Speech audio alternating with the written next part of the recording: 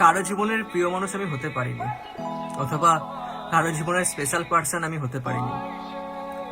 আসলে খুব সহজে আমি মানুষকে আপন মনে করি, কিন্তু একটা আলাদা বিষয় এখানে আছে। আমি যেরকম মানুষকে আপন মনে করি, সেই মানুষগুলো অন্য কাউকে আপন মনে করে। তাদের সেই আপন লিস্টে আমি থাকি না, তাদের সেই প্রায়োরিটি লিস্টে আমি থাকি না।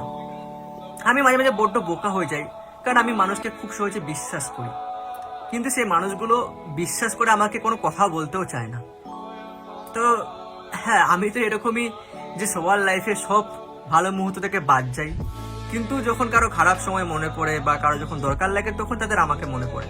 এবং আমি আমি সত্যি সন্তুষ্ট যখন তাদের অ্যাটলিস্ট খারাপ সময় তো আমাকে মনে পড়ছে, ভালো সময় না মনে পড়ুক। কিন্তু ব্যাপারটা হচ্ছে এটাই যে হ্যাঁ, আমি কারো লাইফে কোনো স্পেশাল পার্সন হতে পারিনি, না কারো লাইফে কোনো স্পেশাল মানুষ হতে পেরেছি।